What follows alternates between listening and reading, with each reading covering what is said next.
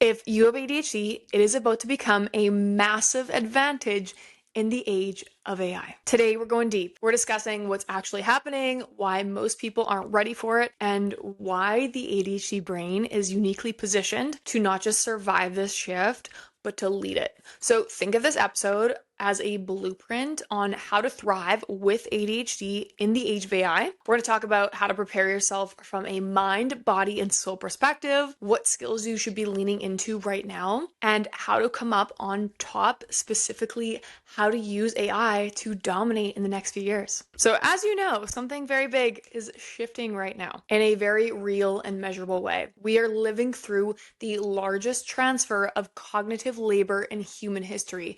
AI is not just a tool, it's literally replacing how thinking gets applied in the world. And for a long time, linear thinking, repetition, following systems, being really predictable, doing things over and over again was rewarded in society. That is getting completely tossed out the window. But you know what isn't? Pattern connection, intuition, problem solving, creativity, all things that ADHDers are incredibly skilled at. So before we deep dive into all things ADHD and AI, I want to first rewire your brain on how you see yourself with ADHD. So many of us see ADHD as a disorder. What we've defined a disorder as is a vulnerability in a specific environment. So it's a risk, but it has to be in a certain environment. Okay, now we're gonna zoom out and we're going to look at the past. And as societies were growing and developing, two dominant neurotypes unfolded. We had the farmers who were very consistent. They had predictable routines, were really good at repeating the same thing over and over again. And then we had the hunters who have extremely sensitive nervous systems, who are able to task switch really easily, can hyperfocus when they're hunting prey.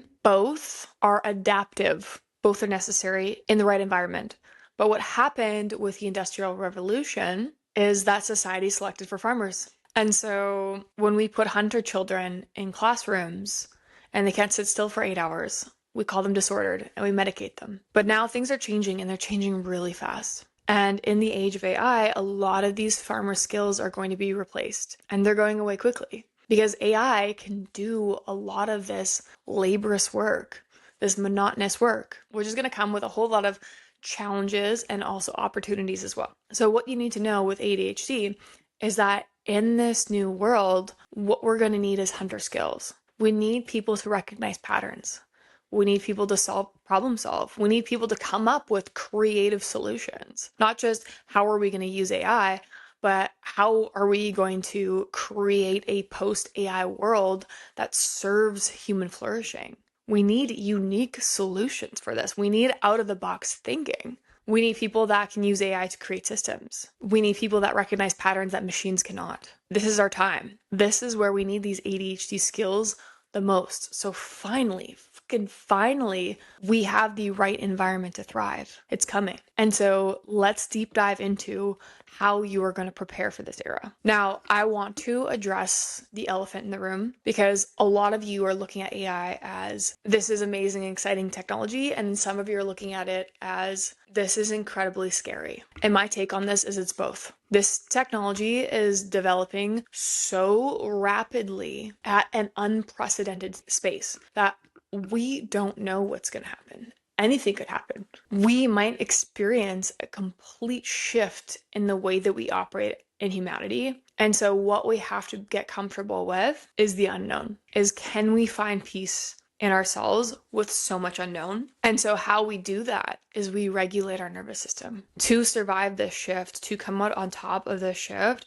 is we need to bring ourselves back into peace because that's where the mental clarity lies, right? When we are spiraling and predicting a future that's unsafe, we are not tapped into creativity or focus states. When we operate from fear, we are creating more fear. So the most important thing we can do in all of this is regulate our nervous system so that we can have access to our full brain function and capacity. The next thing I have to say about this, and is probably the most important thing, is that we as humanity, we need to evolve in consciousness. Our job right now, our duty, is to become the most mature, pro-love, pro-human versions of ourselves so that we can make the best possible decisions regarding AI. By you connecting into your love, your truth, your authenticity, and using AI in an intentional way and sharing positive messages and sharing positivity in the world, that's going to impact and affect how things play out in the future. We need to connect to our personal power. We need to be the most mature, evolved, conscious versions of ourselves so that we can shape the future of humanity. It's coming really fast, you guys. So it's time to level up. It's time to connect in. And how do we raise consciousness? How do we connect to love? We meditate.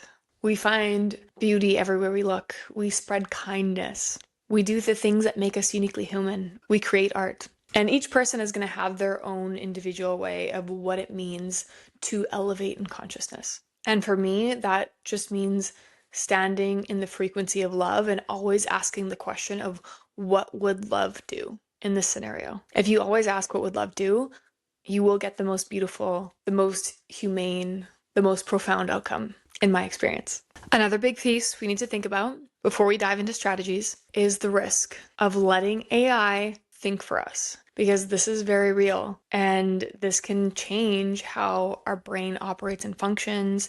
This can change our biases. We might lose the ability to form our own opinions. So what we need is space away from constant input, space away from your phone, time where you can actually hear your own thoughts. I have already seen this in my own life. A really good example of this is sometimes I will go to create content, and instead of forcing myself to write out a post, I'll just be like, you know what, I'll just have AI write it for me. And then I do that and I read it and I go, oh my gosh, I'm starting to sound like everyone else.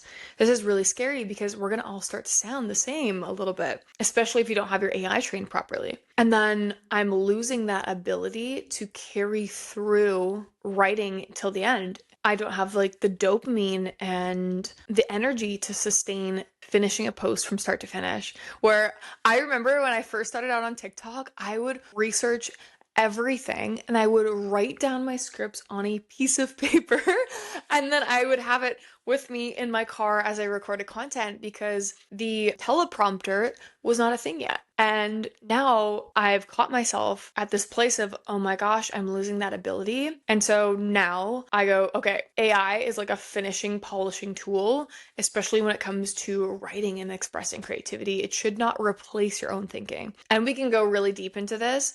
I won't today, but AI can also confirm your own biases. It's literally trained on human psychology to agree with you. Like, oh, yes, that is really difficult. And so we have to be careful. And how we negate this is to just spend time on our own and hear our own voices. A really good practice is just to journal every day too. What thoughts are coming to me? What are my own thoughts? How do I actually really deeply feel about this? All right, and final piece before we really deep dive into strategy is your identity. So AI should amplify who you are. It should not change who you are. And if using AI is making you feel negative or drowning your voice, then it's time to step away. Okay, now let's talk skills. How do we get those beautiful, brilliant ADHD skills to shine? So as I mentioned before, your ability to recognize patterns is an insane gift.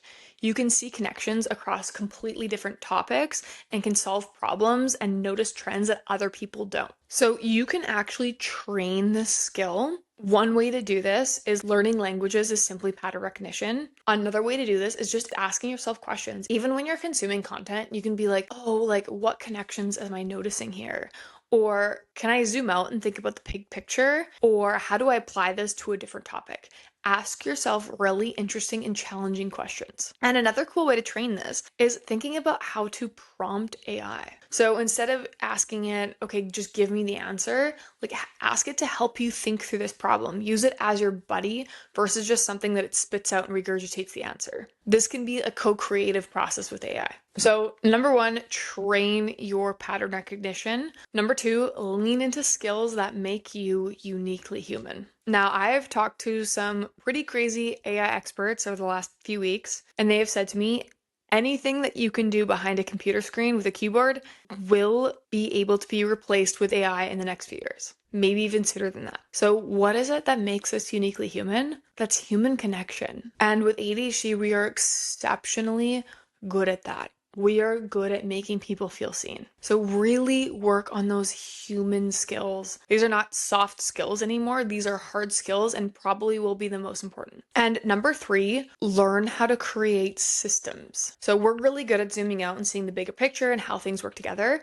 And this is where we can really work with AI. You've probably heard of people creating agents to do work for you. And so the people that aren't going to get replaced by AI are going to be the ones who are able to use it and create incredible systems. So now you are becoming the architect and the manager of AI. And that can look a number of different ways. My advice would be just start playing with it in your own life. And if you're like, Chloe, I have no idea where to start, great, let's talk about a starting point right now. How do you even get started with AI? If you've never built an agent, if all you've ever used is like ChatGPT for just asking questions and helping you use scripts, I personally like Claude. I find its capability and functionality really, really great. And people say it's one of the more pro-human ethical AIs. I don't know, let's see. Greed is a real thing. Let's see how it goes, but people seem to be happy backing them. So I work with Claude right now. And when you're new to this, it seems very overwhelming. There's new updates being pushed every other week. But a really great way to start is just tell Claude what your day-to-day tasks are. Hey, Claude, this is what I do in a day-to-day. Can you suggest to me how I can make my day more efficient?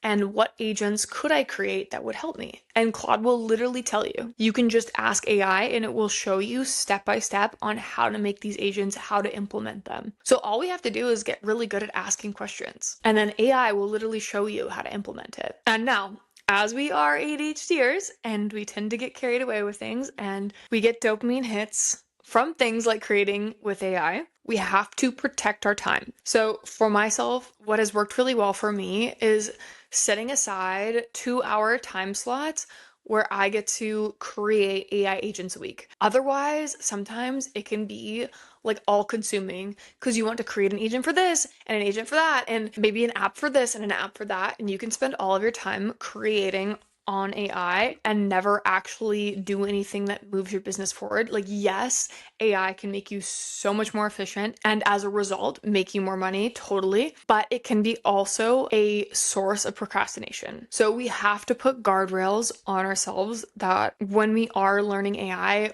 we're not getting consumed by it and getting distracted by it. And a good question to ask is this getting me closer to my goal? This is just something I've seen a lot in my coaching calls lately, is people getting very carried away with AI tools and getting behind in their actual everyday work. So it's just important to find balance here. So take that time, play around for a couple of hours a week and see what you can create. It's a really beautiful and fun process. Now, so what I work on with my coaching clients is creating a AI stack. So just a small amount of AI tools that really help you operate and outsource some of your executive dysfunction. So I mentioned Claude, first of all, which is an amazing language model, but it can also connect with your computer. It can go directly into your Google Drive and make documents. It can go scan your notes for ideas. It can set reminders. And so I would just choose one and have one upgraded version of one, learn it, work with it really well. Another tool I really like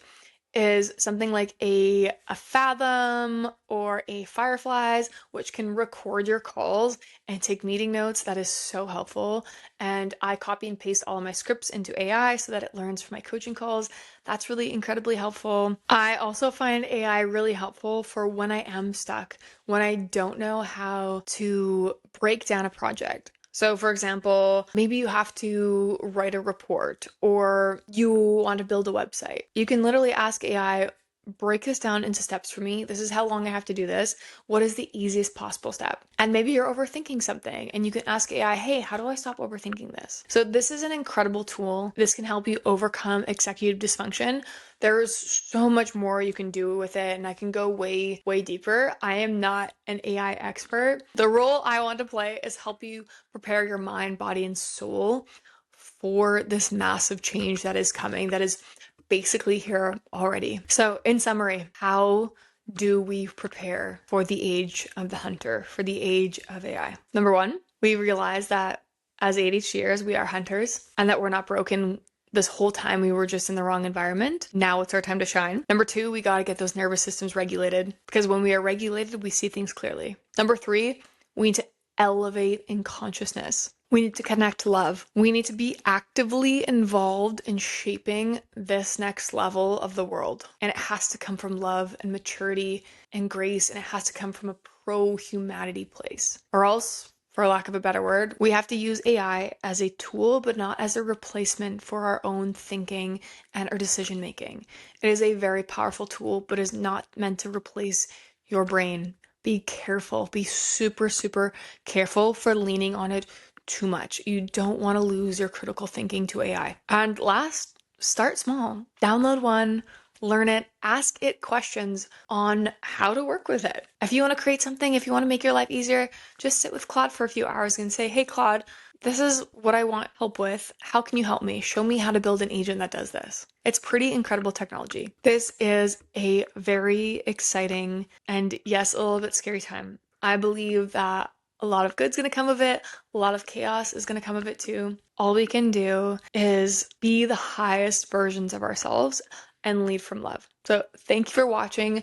Please let me know in the comments if there's anything you want me to dive deeper into. There's so much depth we can go into in AI. I just scratched the surface, but I hope this was helpful for you. And I'll see you guys in the next one. Thanks for watching, and thank you for being here.